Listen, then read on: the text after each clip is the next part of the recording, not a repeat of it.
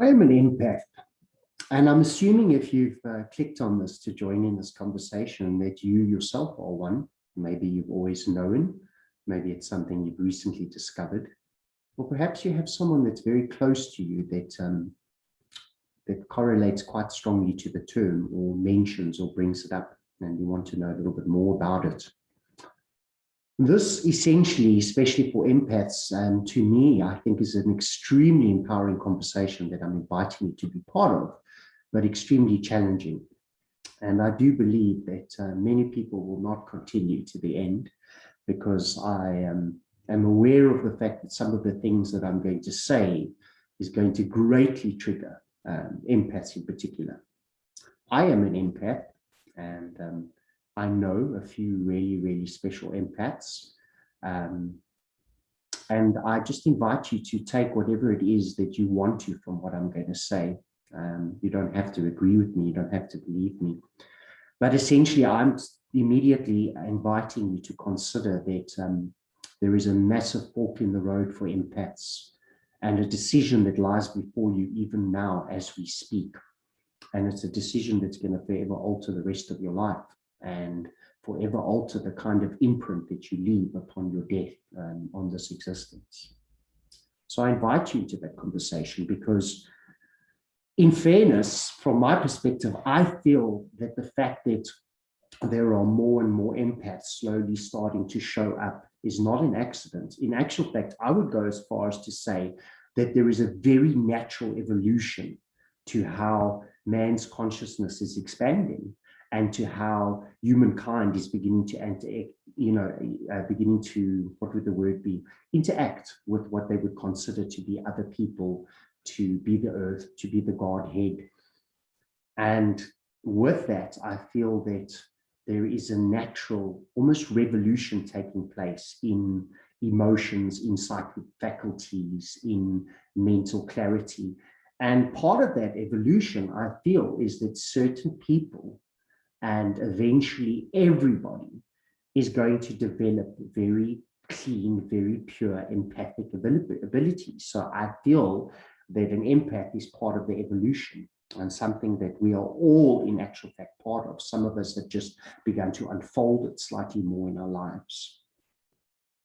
And in this conversation, things get very interesting because the fact that I think it is an evolution means that I certainly do not think that it is a mistake. I think it is something powerful.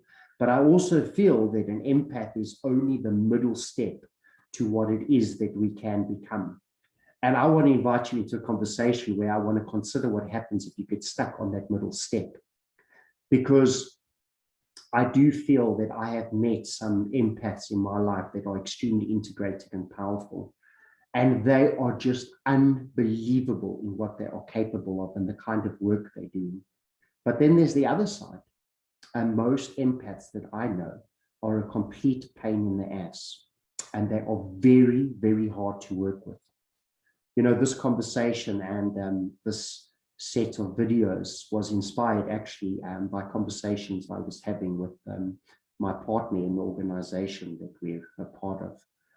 And every single time we'd come away from a big healing retreat, or we'd have a certain client, or we over the years just discussed how whenever there was an empath in the group, the whole group suffered, and that they were the hardest people to work with.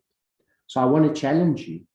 I want to challenge you to go that if you're going to follow this conversation with me and you're going to allow yourself to get triggered, whenever there comes to the shadow aspect of something, if it is not something that you are doing, it shouldn't really trigger you that much. You would be like, well, either you don't agree with what's being said, or you will go, yes, I've noticed that's a possibility, but it's not something I'm doing.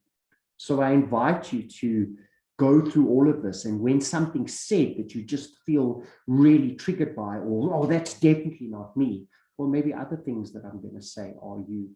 And I feel that if anything, if you get to the end, I feel if anything, then you already perhaps are integrated, and perhaps the way that I have brought this knowledge across, or this perspective across, can help you guide other empaths in the fork in the road in this forest that we all stand before.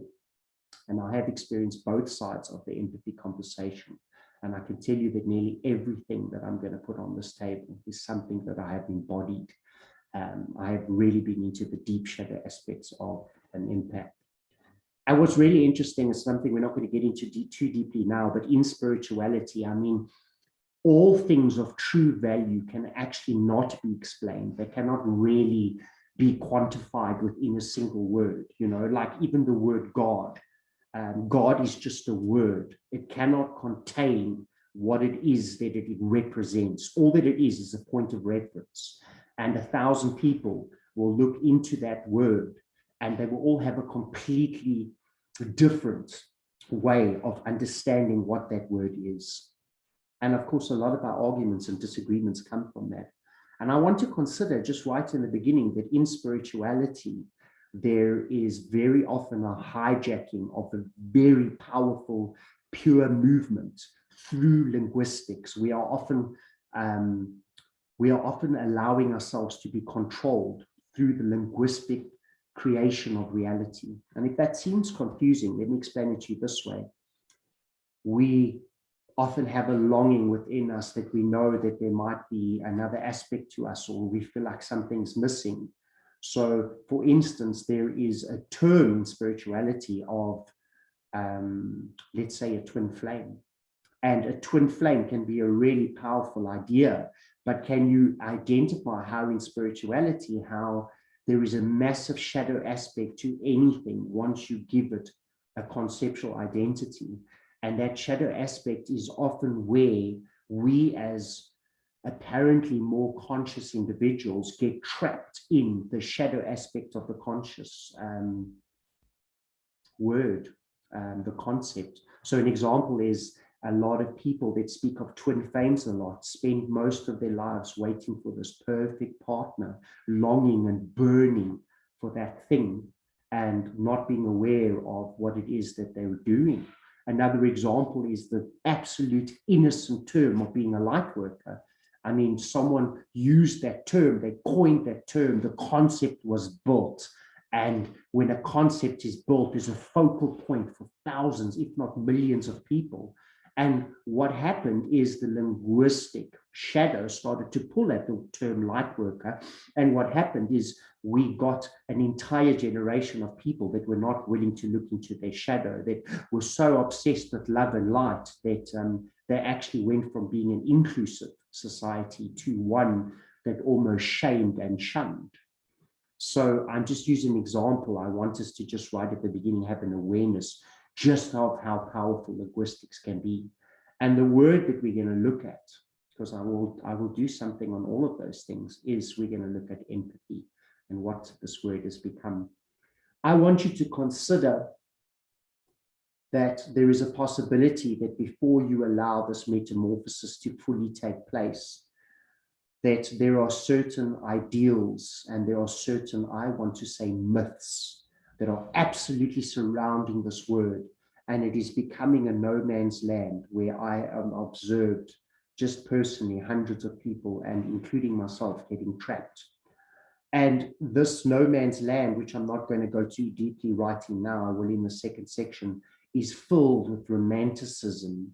It is filled with the romanticism of other people's pain and about the fact that I'm almost on earth to take other people's pain away. It's filled with being so enamored with what other people are feeling that I block off from my own body and I don't really know much about my own emotional process. It's filled with the shadow of the possibility of not taking responsibility for my emotional state, of becoming essentially a martyr and going and becoming a very prickly, difficult person to encounter or be with, one that isolates and rejects and has very, very strong opinions. And essentially the possibility, if you are not willing to look into the shadow of this incredible gift of allowing to be the opening for the universe of one of the empathic souls, is that the shadow will pull you and trap you into, you know, and I don't mean this in a fear-mongering way, because I was there for many years, and I feel like I still go there, to be honest. I want us to just invite you into a conversation. And this conversation is going to look this way. It's going to go first. The first section is going to look into what similarities nearly all empaths have as children and their childhood environments. Oh, tell you that's going to trigger. And then we're going to go into, for those that are brave enough to continue, we're going to go into what are the shadow aspects of being an empath.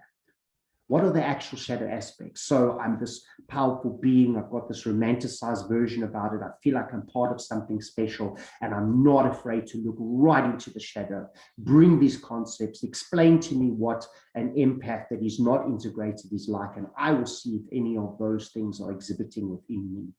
And either I'm going to have to pause at that section and really work through my emotional responses and my anger, or I'm going to realize, oh, I have transcended some of these things and I'm willing to go to the last stage of this conversation, which is what does an empath become when it faces its shadow? So I want you to take that short journey with me, and it's a decision that only you can make. You know, the Buddha, he spoke very, very powerfully about how love wasn't what he was speaking about. He spoke about how love and empathy were essentially words that were, and naturally they were in a different language, but it does translate very well, that they were words that were completely hijacked by human beings. That love, you got angry love, you got possessive love, you got sympathetic love, you got so many strains of love. And he spoke about the fact that he, in his meditations for many years, realized that a being that is absolutely unconditional love, that love was no longer the word, that it would shift into a far deeper expression. It would be universal compassion. And that unlike with empathy and unlike with sympathy, compassion was completely impervious. Buddhic compassion was impervious to fear, impervious to being pulled down by other energies. That compassion was the ultimate path. And we will end this very difficult discussion by going into a part of how we can transform those shadows. And what is left, and I have met some, are empaths that hold a space so enormous that their work echoes and ripples right through their societies. Are you willing to take this journey with me? Look in your shadow, own what you need to, and go into the possibilities of transformation at the end. The choice is yours. I've kept this one short because I don't want to push the difficult conversations on anybody.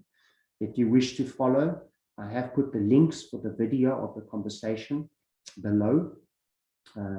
Feel free to click on it and to go on the journey of these 3 stages: the childhood of an empath, the shadows of an empath, the ability for the empath to transform those shadows, and then the most exciting part, what does the empath become when it is fully integrated, and what to do with it. I invite you to do that. And also, if you wish to subscribe to videos like this, you're welcome to click the button. Thank you. I hope to see you a little bit further along into this conversation.